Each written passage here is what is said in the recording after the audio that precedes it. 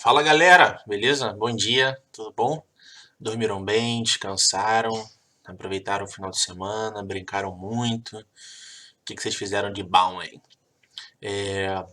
Como é que tá a experiência de vocês? Como tá a experiência do ciclo hidrológico, do ciclo da água? O feijãozinho cresceu? Vocês regaram mais? Aqui eu acho que tá dando super certo. Eu vou colocar um vídeo de como é que tá. O vídeo hoje é domingo. Eu tô gravando aula no domingo. Eu gravei o vídeo do feijãozinho no sábado, ontem. Eu vou mostrar então como é que ele tava ontem e vou ver se amanhã eu tiro uma fotinho dele como é que tá pra mostrar pra vocês na aula, tá? Cresceu bastante já. Vou colocar aqui o videozinho pra vocês verem como é que tá e depois depois do vídeo do feijão a gente já começa na aula, beleza? Abraço, gente. Dá uma olhadinha aí no vídeo do feijão. Aqui galera, como tá ficando a minha experiência. Eu tirei a parte de cima agora para dar uma enxugada, porque estava toda molhada por dentro, para vocês conseguirem enxergar. Mas já tá ficando úmida de novo. Tá vendo? O algodão embaixo, olha os pés de feijão. Cheio de pés de feijão, ó. A florestinha já tá grande, ó. Vou abrir aqui para vocês verem. Deixa eu apoiar aqui em cima. Vou abrir para vocês verem como tá. Olha só. Cheio, cheio, cheio. E a de vocês, como tá? Tô doido pra ver, gente. Um abraço. Então, galera, vamos dar continuidade aqui na aula. Eu vou voltar um pouco os slides aqui à tela para a gente relembrar bem rapidamente o que a gente já viu na última aula para a gente poder, a partir disso, dar continuidade, tá? Voltando aqui. A gente começou a ver sobre as águas do planeta Terra, né? A gente percebeu que a água é um recurso fundamental para a vida, que todos os animais, todos os vegetais precisam dessa água para sobreviver. A gente viu aqui que o corpo humano ele é 70% feito de água, não é isso? A gente falou aqui de algumas coisas sobre a importância dessa água para o ser humano, né? De irrigar a plantação, manutenção da temperatura, produção de energia, navegação, diversão, pesca. A gente passou aqui algumas imagens, né? Falando da produção de energia com a usina hidrelétrica de Itaipu, que ela é uma usina binacional, né? Por conta desse nome de bi, vem de dois, que ela está entre o Brasil e o Paraguai, não é isso? A gente falou da importância da navegação aqui das barcas, por exemplo, do Cocotá. A gente falou sobre diversão e lazer, né, utilizando a água. Eu trouxe essa foto aqui da praia, ali na entrada da Ilha do Governador, da pesca, né, com minha carinha aqui. A produção de oxigênio nas águas, pelas algas. Falamos sobre um pouco sobre a distribuição dessa água no planeta Terra, que nem toda a água do planeta Terra ela está disponível para o consumo, porque a gente tem as águas salgadas, que fazem parte a maioria da água do planeta Terra é água salgada, né? A gente trouxe aqui um pouco da distribuição dessa água no planeta, né, ao longo dos cinco continentes, dos cinco grandes oceanos, não é isso? A gente falou aqui da distribuição dessa água, que a maioria dela, né, está nos mares e oceanos, né, mais de 97%, que uma pequena quantidade, só uma minoria, que é água doce, não é isso? E a gente perguntou, foi sempre dessa forma? Aí a gente mostrou aquele videozinho lá, né, da deriva dos continentes, da Pangeia, que todos os continentes eram juntos, com um grande oceano, e depois os continentes eles foram se afastando. Aí vocês perguntaram, pode ser que volte a ser um grande continente? Pode ser que volte, mas isso não vai ser essa semana nem semana que vem. O tempo que demora para isso ocorrer é um tempo muito maior do que o nosso tempo de vida, beleza? A gente falou sobre o ciclo hidrológico, né, o ciclo da água. A gente até fez e está fazendo essa experiência do ciclo hidrológico para a gente entender como é que funciona. E agora, dando continuidade na matéria, né? A primeira coisa que a gente vai falar hoje na aula é sobre os tipos de mares, né? Que a gente falou dos oceanos, né? Que são essas grandes porções de água, que tem esses cinco grandes oceanos no mundo, que o oceano que banha o Brasil, qual é mesmo? O Oceano Pacífico? Não, Oceano Atlântico, não é isso? E Agora a gente vai falar um pouco sobre os mares.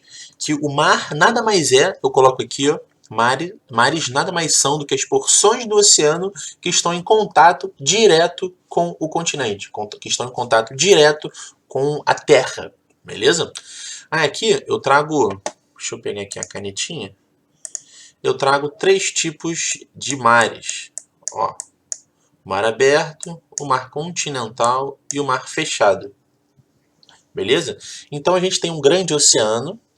Na parte próxima do continente, essa parte do oceano que está em contato. Deixa eu tentar fazer um. Aqui nem preciso fazer um desenho, né? Aqui a gente já tem esse desenho que fica bem claro.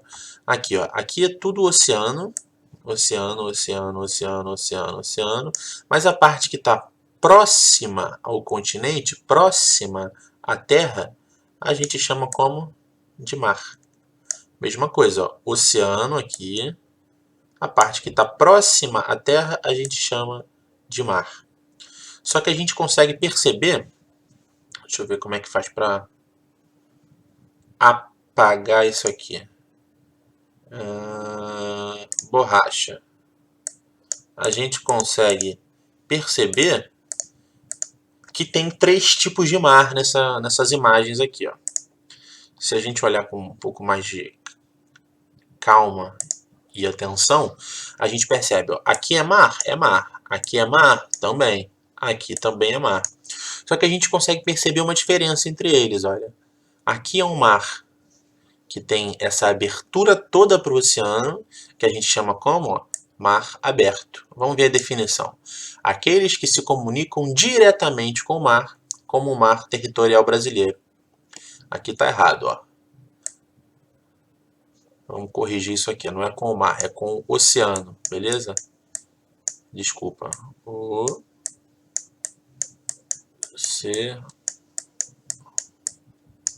Oceano. Desculpa essa letra bizarra aqui, porque eu estou escrevendo com o mouse. Aqueles que se comunicam diretamente com o oceano, como o mar territorial brasileiro, ou seja, é o mar aberto. Ó. Ele não tem nenhuma obstrução aqui em contato com o oceano. Olha esse tipo de mar aqui, ó. É uma parte do oceano que está em contato com a Terra, mas tem uma pequena abertura. Então a gente chama ele de mar continental ou interior. Olha a definição. Aqueles que se comunicam com o oceano por meio de estreitos e canais. Olha, ele está se comunicando com o oceano através desse estreito aqui ou desse canal. Aí a gente chama ele de mar continental ou mar interior. E tem também esse primeiro tipo aqui, ó, ou o terceiro, né, que a gente falou por último.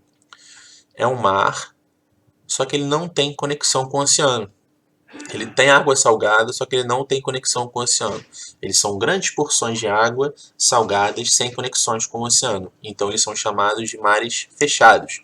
Ou seja, aqueles que estão localizados dentro dos continentes e não apresentam contato com o oceano. Eles também são considerados lagos de água salgada. Beleza? Passando aqui para o próximo slide. A gente vai começar a falar sobre as águas subterrâneas, né? Porque a gente falou sobre as águas, a gente está falando sobre as águas, falou sobre as águas dos oceanos, essas águas que ficam a olho nu, que a gente consegue ver, né? Os oceanos, os mares. Agora a gente vai falar um pouco sobre as águas subterrâneas, aquelas que estão dentro da Terra, beleza? Essas águas subterrâneas, elas também são chamadas de lençóis freáticos, olha só. Lençóis freáticos. E eles são reservatórios de água doce que são encontrados no subsolo, ou seja, abaixo do solo, dentro da terra. Sub quer dizer abaixo, ok? E essa formação dessas águas subterrâneas, dessas águas chamadas também de lençóis freáticos, a formação dela tem relação principalmente com a infiltração pluvial. O que é isso? Quando eu falo pluvial, o que eu quero dizer? Pluvial é água da chuva.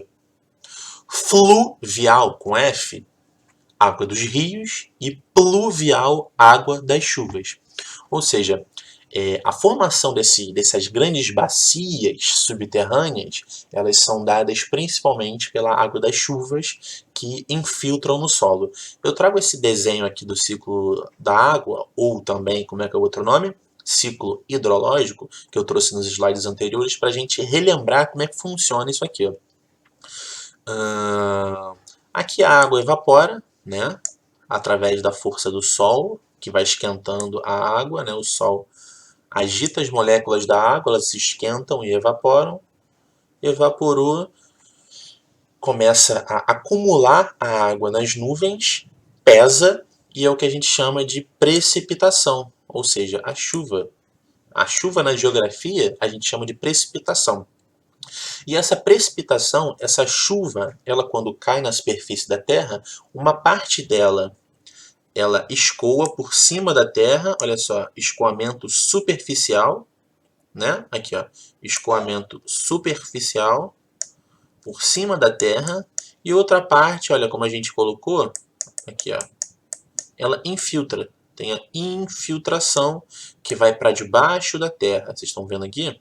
Essa água que vai para debaixo da Terra são as águas responsáveis pela formação dessas águas subterrâneas, ou também pelo outro nome, são responsáveis pela formação dos lençóis freáticos, ok? Uma coisa bem interessante é que cerca de toda a água do planeta Terra, 20% está debaixo da Terra. É uma grande parte dessa água que fica embaixo da Terra, fica no subterrâneo, ou seja, embaixo da Terra. Subterrâneo, embaixo da Terra. Beleza? Outra coisa que é interessante da gente saber sobre essas águas subterrâneas, que os dois maiores reservatórios de águas subterrâneas do planeta estão em terras brasileiras. Nós, brasileiros, somos donos das duas maiores reservas de água do mundo, de todo o mundo. Né? Ou pelo menos do mundo que a gente conhece. A gente não sabe o que tem fora do planeta Terra. Então a gente pode falar que nós somos donos das duas reservas maiores de água do planeta Terra. Okay? Uma delas fica aqui na região norte, que a gente chama de aquífero do Alter do Chão, que fica lá na região da Amazônia. Okay? E o outro é o aquífero Guarani, que ele fica dentro do território de 3 países, né? Que é o Paraguai, 4 países, perdão. Paraguai, Uruguai, Argentina e Brasil. Só que uma coisa interessante da gente tomar cuidado, porque se a gente for olhar aqui, o aquífero Guarani, ele é maior do que o aquífero lá da Amazônia, o aquífero do Alter do Chão. Ó. Ele é maior. Só que a quantidade de água que a gente tem no aquífero Guarani é menor do que a quantidade de água que a gente tem no aquífero do Alter do Chão. Olha só, a capacidade de 86 mil quilômetros cúbicos. Quilômetros cúbicos é uma unidade que a gente usa para volume. Para, por exemplo, se a gente quer medir a quantidade de água, a gente usa quilômetros cúbicos ou metros cúbicos. Né? É uma quantidade de volume, de quantidade de água, beleza? Então aqui, 86 mil quilômetros cúbicos de água que tem no aquífero de Alter do Chão. Nesse aqui. E aqui, ó, no aquífero do Guarani, a gente tem só, entre muitas aspas, 45 mil quilômetros cúbicos. Ou seja, mesmo o aquífero Guarani sendo muito maior, ele tem menos água do que o aquífero do Alter do Chão. Né? E só para a gente definir, para a gente pensar junto aqui, o que seria um aquífero. Né? Aqui eu trago uma definição do que é um aquífero. Né? Nada mais é do que um acúmulo de água, um grande acúmulo de água subterrânea.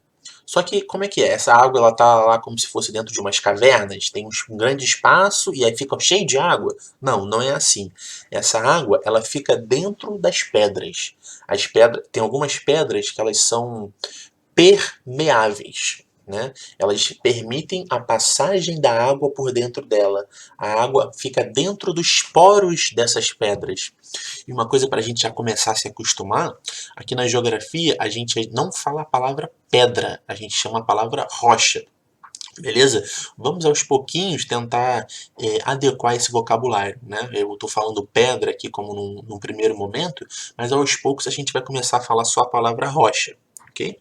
Então aqui, ó, aquífero é uma formação geológica do subsolo, né? Aquilo que eu falei, está abaixo do solo, constituída por rochas permeáveis, ou seja, rochas que permitem a passagem de água, que armazenam água em seus poros ou fraturas. Então é basicamente isso. O acúmulo de água ele se dá dentro dessa rocha. São grandes bolsões de águas dentro das pedras, dentro das rochas. Isso é como se formam os aquíferos, né? Água dentro das rochas. E como a gente sabe que essa água está dentro da rocha? A gente olha para o solo, olha para a terra e vê a água lá? Não, a gente não consegue perceber isso com nossa visão. A gente não consegue perceber isso a olho nu. São precisos equipamentos e profissionais especializados nessa área para conseguir detectar a presença ou a ausência de água no subsolo. A presença ou a ausência de água nesses lençóis freáticos, beleza? Então aqui eu coloco, ó, aquífero é uma formação geológica do subsolo constituída por rochas permeáveis que armazena água em seus poros ou fraturas. O aquífero é um fenômeno invisível, isso que eu acabei de falar, né? Detectado por aparelhos e técnicas específicas por profissionais capacitados, engenheiros, hidrólogos, por exemplo. Beleza? Passando aqui para o próximo slide. Só uma pausinha que eu esqueci aqui. Antes do próximo slide, vamos assistir um vídeo da ANA, que é a Agência Nacional de Águas, explicando um pouquinho sobre os aquíferos, beleza? Acho que é muito legal da gente ver, vai ficar um pouquinho mais fácil da gente entender. Valeu!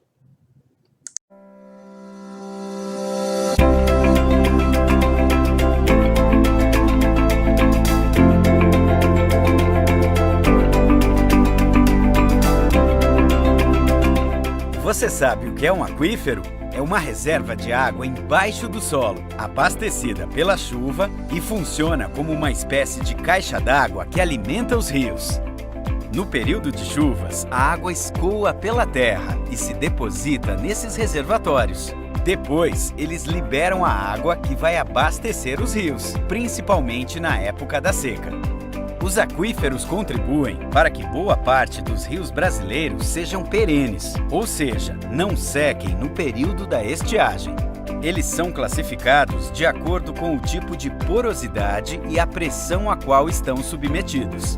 Os aquíferos livres alimentam diretamente os rios e são mais sensíveis à poluição, enquanto os confinados estão mais protegidos. Mas nesse último caso, a circulação da água é muito lenta e as reservas podem levar milhares de anos para serem repostas. Por isso é tão importante a gestão consciente do uso e ocupação do solo nos espaços urbanos e rurais. Muitas construções, pavimentações de terrenos e práticas agrícolas inadequadas reduzem a absorção da água que abastece os aquíferos. Outra preocupação é com a poluição. Como as águas dos aquíferos escoam mais lentamente que as dos rios, elas são também bem mais difíceis de serem despoluídas. Em muitas regiões do Brasil, é dos aquíferos que é retirada a água para abastecimento. Por isso, é fundamental gerenciar o volume de água que pode ser utilizada. Somente o órgão gestor de recursos hídricos do seu estado pode dar autorização para construir poços e a outorga para fazer uso da água. Alguns dos maiores aquíferos do mundo estão no Brasil, como o Guarani e o Amazonas. O trabalho da Agência Nacional de Águas em relação às águas subterrâneas é elaborar estudos dos aquíferos, fornecendo dados e informações para a gestão integrada e sustentável dos recursos hídricos. Quanto mais proteção para os aquíferos, maior segurança para as nossas reservas hídricas. Acesse o site da ANA e saiba mais. Agora a gente já pode voltar para os slides. Valeu! Uma coisa que a gente tem que pensar, né, que esses aquíferos, essas águas, esses rios, eles têm uma grande importância para a sociedade, né? E a gente não pode só pensar, por exemplo, na produção de energia, né, com os rios. Aí, se a gente for pensar também aqui nas populações ribeirinhas, né? O que são populações ribeirinhas? São populações que vivem na margem desses rios. O que é a margem? É essa porção de terra lateral aos rios. Se tem um rio passando aqui, ó, se essa parte preta do celular é o rio, aqui na minha mão é uma margem, aqui na outra mão é outra margem do rio. Ou seja, população ribeirinha são essas populações, são essas pessoas que vivem nas margens dos rios, né? E essa população ela depende exclusivamente do rio para sobreviver. Toda a água que ela bebe vem do rio, toda a comida que ela come vem desse rio, seja em forma de peixe, ou as plantações que são também irrigadas por essas águas dos rios, ou seja, os rios eles têm papel fundamental na sobrevivência de diversos povos e sociedades desde sempre.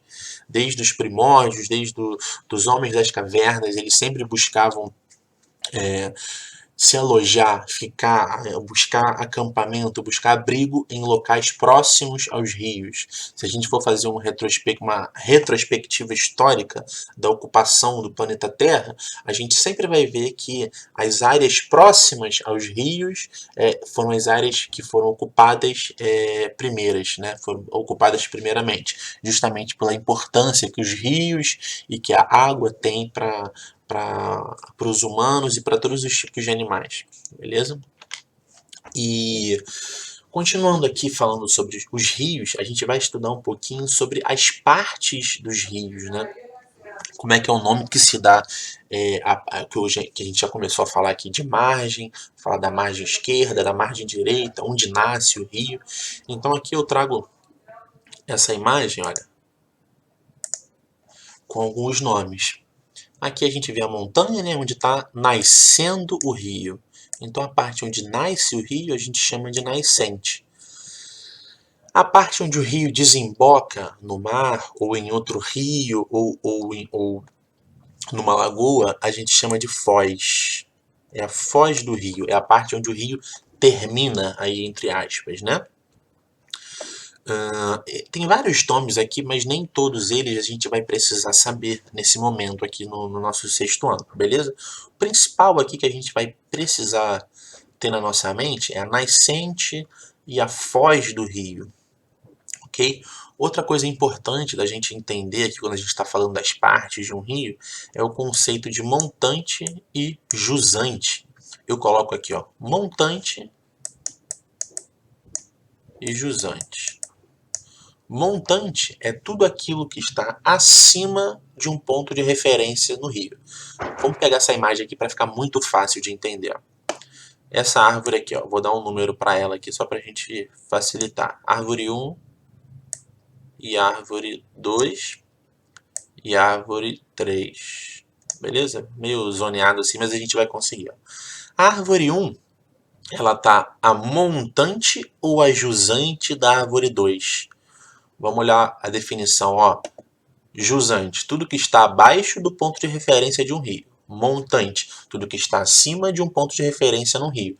Então, o meu ponto de referência aqui, ó, é a árvore 1. Vamos falar que é a árvore 1. Então, eu pergunto, a árvore 1, ela está a montante ou a jusante da árvore 3? Seria a mesma coisa que eu perguntar, ela está a montante ou a jusante? Ela está acima ou abaixo da árvore 3? A árvore 1, ela está a jusante. Não é isso? Da árvore 3. Ela está abaixo da árvore 3, no rio, no curso do rio. Não é isso? Então, mais um exemplo aqui, ó. Agora vamos pegar a árvore 3 como o referencial.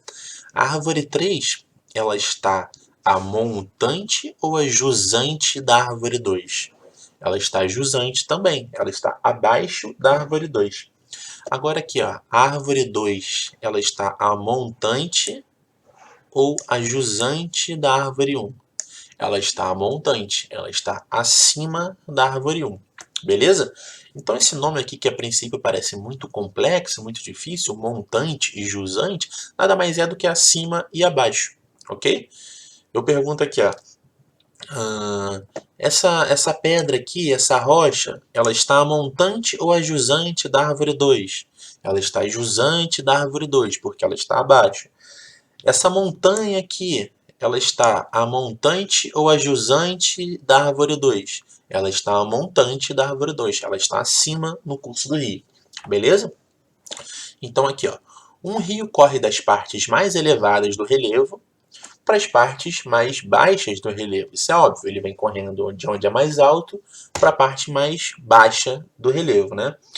Então, aqui, ó, um rio corre das partes mais elevadas, onde fica a sua nascente, para as partes mais baixas, onde fica a sua foz, né?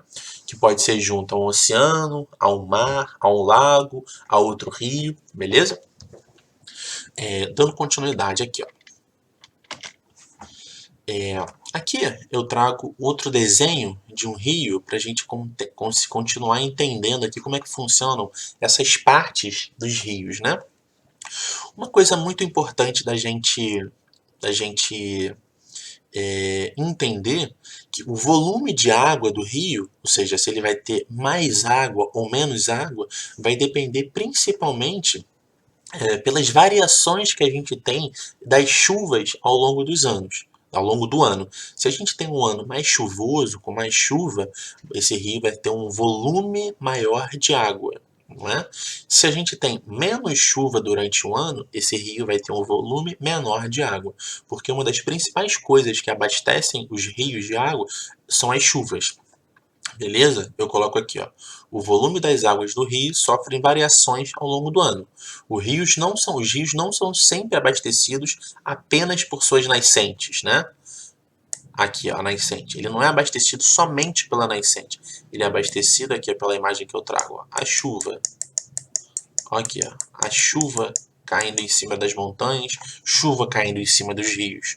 Ou seja, esse rio é abastecido também por esse regime de chuvas, por esse regime pluvial, ok? E a gente traz aqui que esses rios eles podem ser abastecidos de 3 formas, né? Pelo regime pluvial, pelo regime nival e pelo regime misto. Mas o que seria isso? Aí eu trago essa setinha aqui, ó. O regime pluvial é a alimentação do rio por meio das chuvas. Se um rio é alimentado somente pela água das chuvas, a gente fala que esse rio tem um regime pluvial de abastecimento. Se esse rio for um rio nival, esse nome aqui que é meio diferente, nada mais é do que a alimentação pelo degelo da montanha. Se tem uma montanha nevada e parte desse gelo derrete, esse gelo vem sendo carregado, vem descendo pelo curso do rio, e esse gelo que um dia era gelo que virou água, vai abastecer esse rio. Então a gente fala que é um rio com um regime nival de abastecimento, ou seja, a água do rio é feita através do degelo da montanha, ok?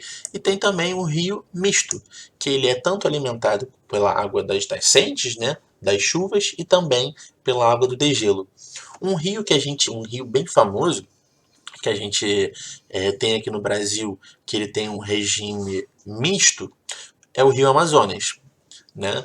O Rio Amazonas, ele nasce bem longe aqui do Brasil, né? Lá perto da Cordilheira dos Andes, ok? E essa Cordilheira dos Andes, ela é nevada. E nas estações do ano mais quentes, né? No verão, por exemplo, parte da neve dessa montanha derrete e começa a cair dentro do Rio Amazonas. E por isso que a gente chama ele de um rio nival, que ele é abastecido tanto pela água do degelo da Cordilheira dos Andes, como da água das chuvas, ok? Aí eu coloco esse outro quadro aqui, ó, né? Vamos ler aqui, ó. No seu curso em direção à foz, ou seja, aqui ele nasce, e nesse curso aqui, ó, que ele vem caminhando em direção à foz, os rios podem se encontrar, né? Porque aqui, ó, tem um rio principal e tem outros rios que vão encontrando esse rio principal.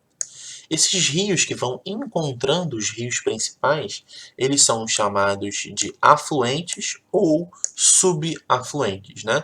Tem um rio principal e tem vários outros rios que vão encontrando esses rios principais, que são os afluentes e subafluentes. Aí eu coloco aqui, ó, um rio principal recebe as águas de outro rio, chamado afluente. E esse conjunto de todos os rios, desse rio principal, desse afluente, desse subafluente, é o que dá o nome de rede fluvial, ou também rede hidrográfica, né? E toda essa área, deixa eu mudar a cor da caneta aqui, ó, vou botar verde. Toda essa área aqui, ó, verde, que é banhada por esses rios, né? Por esse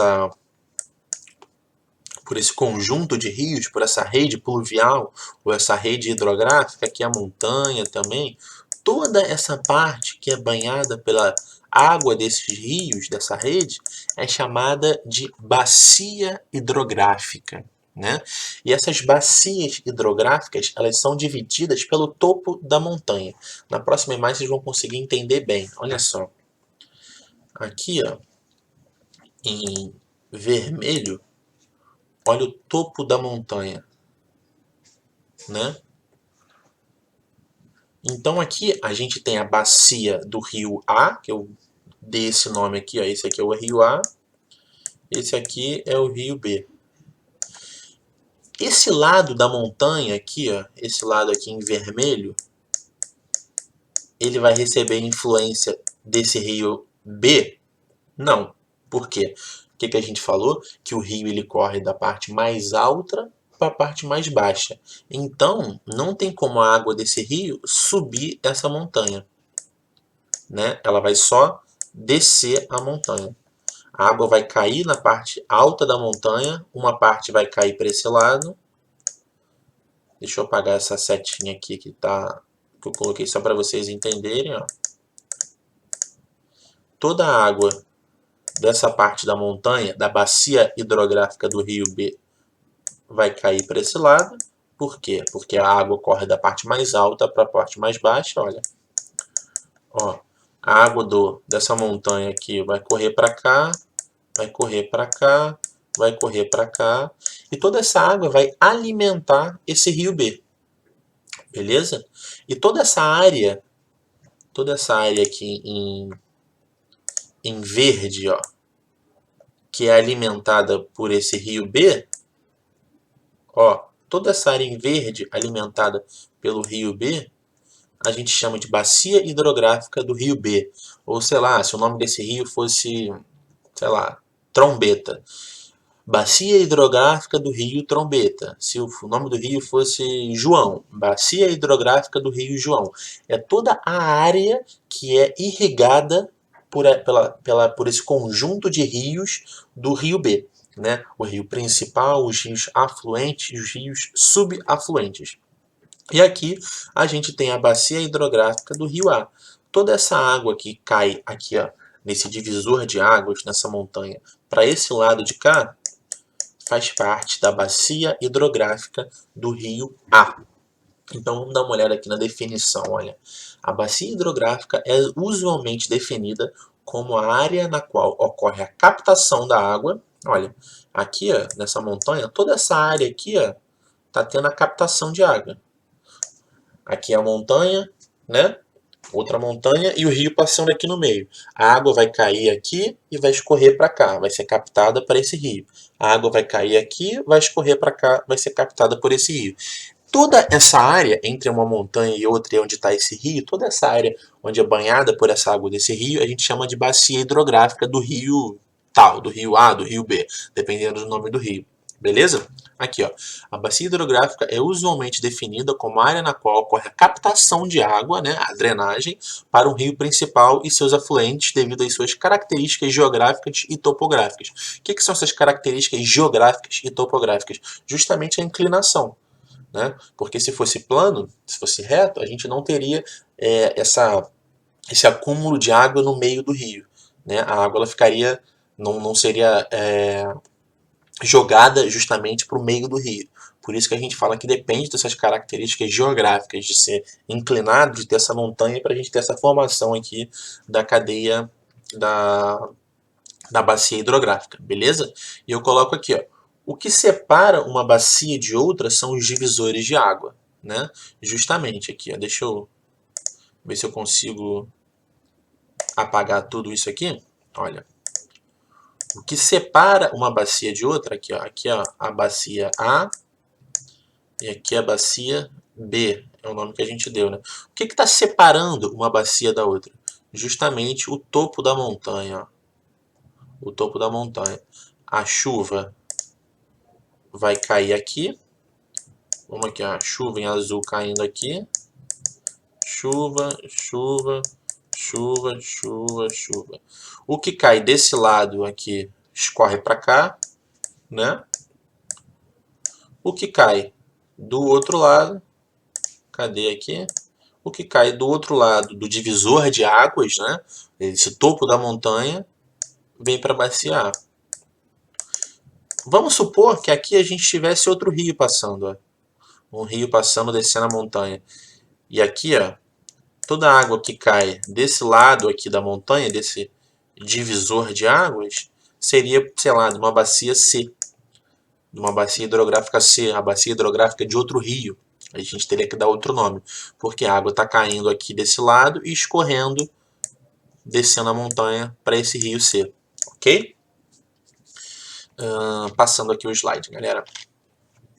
O volume de água dos rios, né, a quantidade de água dos rios, como eu falei, ele sofre uma variação ao longo do ano. Ao longo do ano o rio fica mais cheio e mais vazio. Isso se dá principalmente pelo volume das chuvas. Se a gente tem um ano mais chuvoso, o rio vai ficar mais cheio. Se a gente tem um ano menos chuvoso, o rio vai ficar mais vazio. E essa dinâmica de encher e esvaziar o rio, a gente chama de regime fluvial. Não é isso? O volume das águas de um rio sofre a variação no período de um ano. Essa variação é chamada de regime fluvial e ocorre devido aos diferentes níveis de chuva durante um ano, né? Então aqui, no período da seca, os rios podem diminuir o volume e até secar. E no período das cheias, esse rio ele aumenta o volume. A gente chama isso de período de estiagem e período das cheias. O período de estiagem é o período onde o rio fica mais seco, e o período das cheias, obviamente, é o período onde o rio fica mais cheio, ok? Uma coisa importante aqui da gente entender é sobre os meandros, né? O que seriam os meandros dos rios?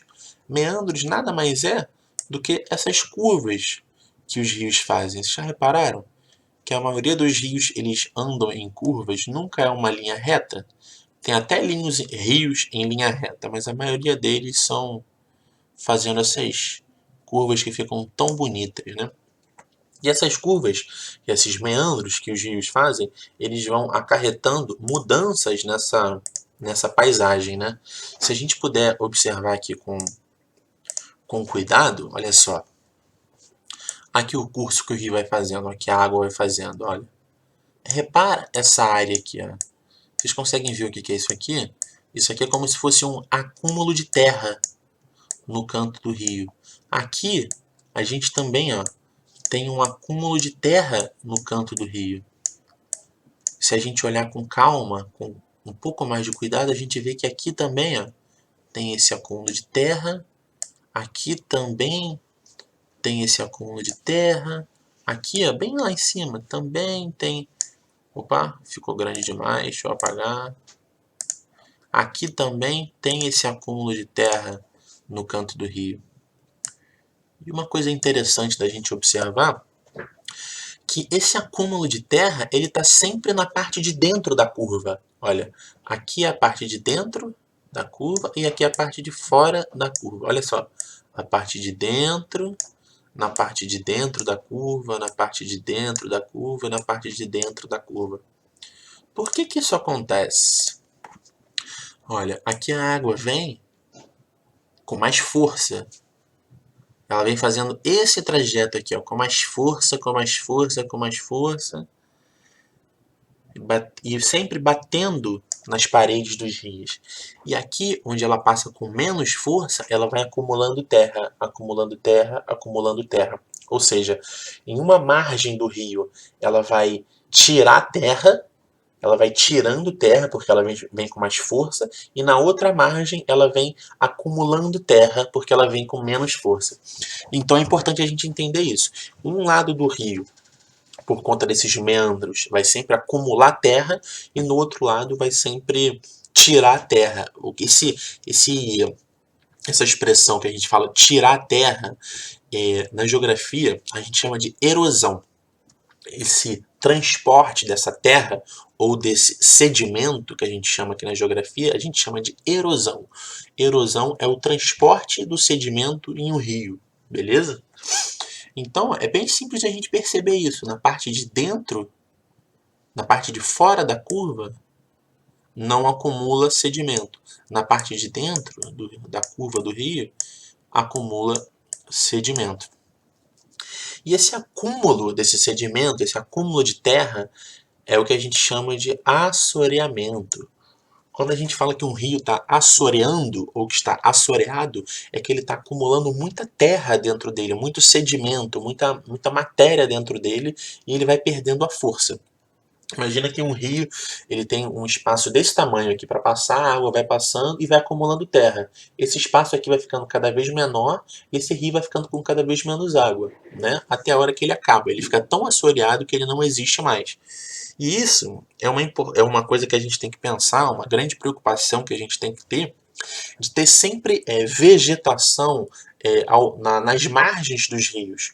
Qual é a função dessa vegetação nas margens dos rios? Essa vegetação que a gente chama de vegetação ciliar. Justamente essa.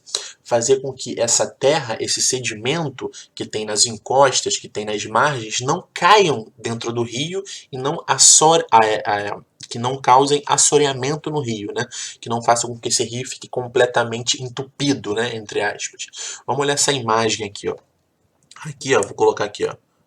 1 e a 2, só para a gente conseguir se orientar. Aqui na parte 1, a gente tem árvore aqui na parte do lado do rio. A gente tem as árvores aqui. Não tem, né? A gente não tem essas árvores. Ou seja, sempre que chover aqui, pessoal, sempre que chover aqui, a chuva caindo aqui, sempre que chover, vai ter esse transporte de sedimentos para dentro dos rios, né? Por que está tendo esse transporte de sedimento para dentro dos rios? Olha essa árvore aqui, ó. Nem existe direito. Não tem árvore, não tem mata ciliar. O sedimento que vai vir com a chuva, toda essa terra que a chuva vai jogar para dentro do rio, vai ser jogada com muita força para dentro do rio, porque não tem nenhuma vegetação, não tem nenhuma raiz de planta, não tem nenhuma árvore, não tem nenhuma grama, não tem nada para segurar a força desses sedimentos, a força dessa terra que está indo para dentro dos rios. E isso tem um grande problema, que é o que a gente chama de assoreamento, que é aqui, ó, o rio vai sendo soterrado.